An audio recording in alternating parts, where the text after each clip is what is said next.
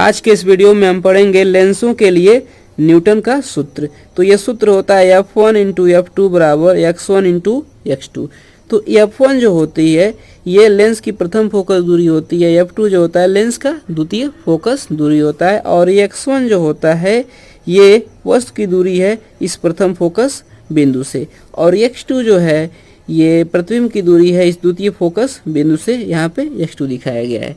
तो पहले इसको समझ लिया जाए। जैसे कि मान लीजिए हमारे पास एक लेंस है, ठीक है, इसका प्रकाशीय केंद्र O है, इसका प्रथम फोकस F1 यहाँ पे है, और इससे F1 से x1 दूरी पे कोई वस्तु AB ये रखी गई है, और इसका जो प्रतिबिंब बनता है द्वितीय फोकस बिंदु से F2 से x2 दूरी पे A डैश B डैश। तो इस तरह से फार्मूला जो प्राप्त होता है F1 F2 equal to x1 x2, ठीक है। तो प्रतिबिंब कैसे बनता है थोड़ा इसको समझ ले। जैसे यहाँ पे AB कोई वस्तु रखी गई है, तो एक किरण जो मुख्य अक्ष के समांतर जा रही है तो किससे जाएगी, द्वितीय फोकस से ऐसे गई, और एक किरण जो है यहाँ पे मान लेते हैं ये प्रथम फोकस F1 से जा रही है, तो फोकस से जा रही है तो मुख्य अक्ष के समांतर हो जाएगी।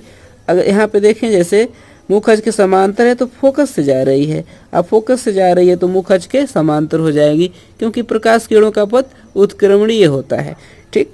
तो इस तरह से यहाँ पे इसका इमेज बन जाता है, और हमें क्या करना होता है, ये इमेज जो होता है वास्तविक होता है, उल्टा होता है, लेकिन हमें यह प्रूव करना है कि F1 F2 equal to x1 into x2 होता है। तो इसमें हम क्या करेंगे, कुछ गणित का उपयोग करेंगे जिससे यह प्रूफ हो जाएगा। तो इसमें देखें कुछ त्रिभुज बन रहे, जैसे AB F1 एक त्रिभुज है, दूसरा त्रिभुज है F1O, और ये मान लेते हैं O डैश है, तो F1O डैश, ये दो त्रिभुज बन रहे हैं। तो यहाँ पे देखें ये त्रिशाभिमुख कोण से बराबर होंगे, और यहाँ 90 डिग्री होगा तो यहाँ भी 90 डिग्री होगा, तो दो संगत कोण बराबर हो गए इन दोनों त्रिभुजों के, तो ये समरूप त्रिभुज होंगे। तो समरूपता का नियम लगा करके हम थोड़ा प्रूफ करेंगे। तो देखें अब कैसे समरूपता का नियम लगाएंगे। तो पहले देखें कौन कौन समरूप त्रिभुज है। तो यहाँ पे हम लिख रहे हैं समरूप त्रिभुज A B F1 तथा क्या है, देखें दूसरा समरूप त्रिभुज F1O डैश, त्रिभुज F1O डैश में। तो समरूप त्रिभुज में क्या होता है, संगत भुजाओं का अनुपात जो होता है बराबर होता है। तो AB यहाँ पे एक भुजा लें, तो AB के संगत भुजा जो होगी OO डैश होगी, अनुपात मतलब भाग दे दिया, इक्वल टू दूसरा इसमें भुजा लें, तो यहाँ पे AF1 लें, तो इसके संगत भुजा क्या होगा, F1O होगा, ठीक। इतना बात समझ में आ गई होगी।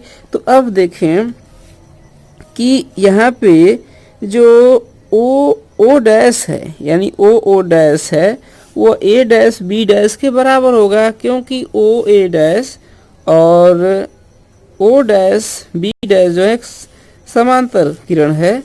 तो ये समांतर किरण है, तो इनके बीच की दूरी क्या होगी, हमेशा बराबर होगी। तो O डैश की जगह A डैश B डैश लिखा जा सकता है। तो हम क्या करेंगे, यहाँ पे लिखेंगे, तो देखें AB अपान क्या लिखेंगे, A डैश B डैश, क्योंकि हम लिख सकते हैं कि O डैश बराबर क्या लिख सकते हैं, A डैश B डैश लिख सकते हैं। इस तरह से यहाँ पे ये प्राप्त हो जाएगा AF1 equal AF1 by F1O। अब यहाँ से हम देखें AB upon A dash B dash की वैल्यू क्या रख सकते हैं। तो देखें AF1 जो है AF1 है, तो इसके बीच की दूरी क्या है, x1 है, और F1O जो है यानी कि F1O ये है, तो ये प्रथम फोकस दूरी है तो x1 है, और इसको हम इक्वेशन नंबर 1 हम मान लेते हैं। अब जानते हैं, अब इसमें आएंगे हम द्वितीय समरूप त्रिभुज, इसमें O और यहाँ मान लेते हैं O डबल डैश है, O डबल डैश F2 में, और एक समरूप त्रिभुज और होगा इसका F2A B डैश। ये दोनों क्या होंगे, समरूप त्रिभुज होंगे। तो इसी दोनों त्रिभुज में हम बात करेंगे। तो इस तरह से और भी मिलेगा, तो इस तरह से प्रूव करेंगे। तो इसमें भी हम लगाएं फार्मूला तो देखें तो इसमें देखते हैं इस त्रिभुज में O double dash O F2, यहाँ पे लिख देते हैं समरूप त्रिभुज O double dash O F2 तथा त्रिभुज F2 A dash B dash A dash B dash में। ठीक, तो इसमें हम अब इसको लगाएंगे। तो देखें इसमें एक ये O डबल डैश है, तो इसके संगत भुजा क्या होगी, इसमें A डैश B डैश होगी। तो हमने किया A dash B dash equal to, अब देखें इसमें एक संगत भुजा ले रहे हैं, इसके संगत भुजा क्या होगा, इसमें F2 A डैश होगा। तो पहले इसका ले लेते हैं। तो O F2 के संगत यहाँ पे क्या लिखेंगे, F2 A dash F2 A dash. अब देखें O डबल डैश, जैसे O डबल डैश यही न है, तो इसके बराबर में ऐसे जाएंगे तो क्या होगा, A B मिलेगा। तो O डबल डैश O जो होगा बराबर होगा ए बी के, क्योंकि ये दोनों समांतर किरण हैं और उनके बीच की दूरी है। यहाँ भी हमेशा समांतर किरणों के बीच की दूरी हमेशा बराबर होगी। तो इसलिए क्या होगा, O डबल डैश O जो होगा ए बी के बराबर होगा। तो यहाँ की जगह हम क्या लिख देंगे, ए बी लिख देंगे। तो लिख दिया जाए ए बी अपान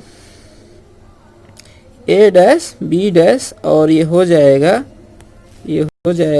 हमारा क्या हो जाएगा, O F2 अपान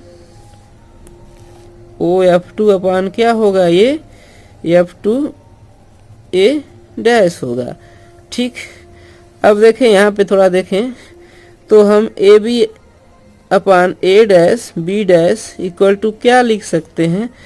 तो OF2 जो है, देखें OF2 जो है द्वितीय फोकस दूरी F2 है, और F2 A डैश क्या है, X2 है। लिख दिया और इक्वेशन नंबर 2 मान लिया। अब देखें इक्वेशन नंबर ये 2 हो गया और इक्वेशन नंबर फर्स्ट यहाँ है। ठीक है, यहाँ पे A B upon A dash B dash है, और यहाँ पे देखें तो A B upon A dash B dash बराबर क्या है, F2 इंटू X2 है।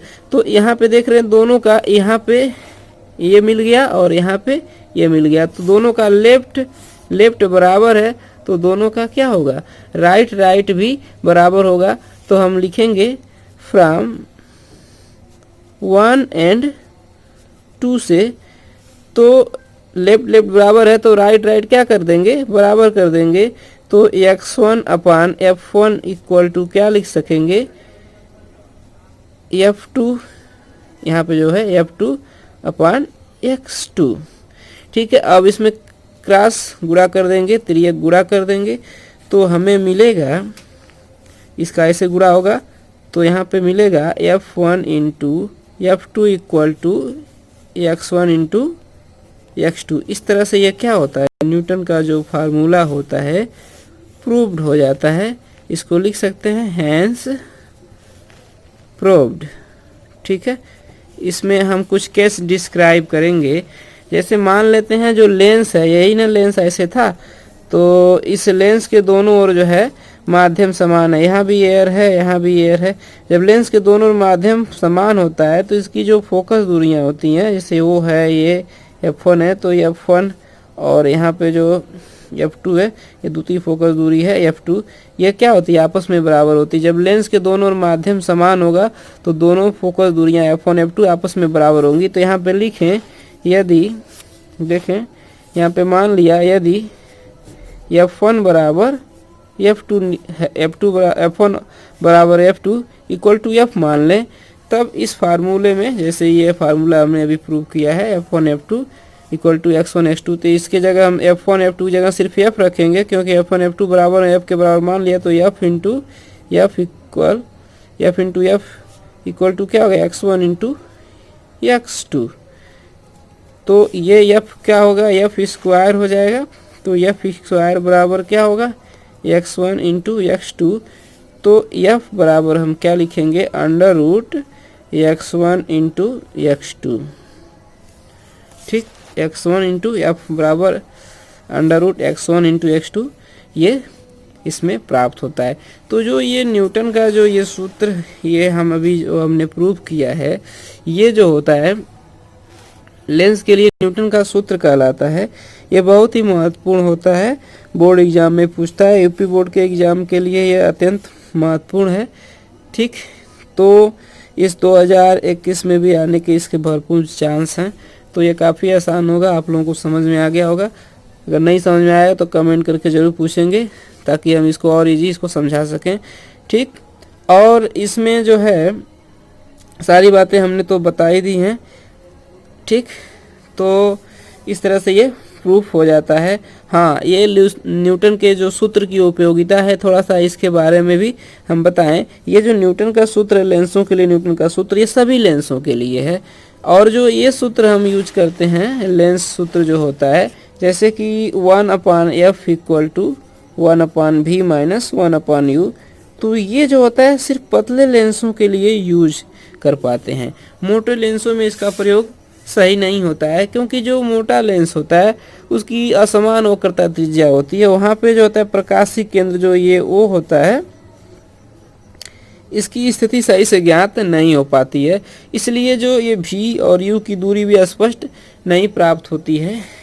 इसलिए ये सिर्फ पतले लेंसों के लिए उपयोगी है, मोटे लेंसों में नहीं। लेकिन जबकि न्यूटन का जो सूत्र है मोटे लेंसों के लिए, सभी लेंसों के लिए उपयोगी होता है।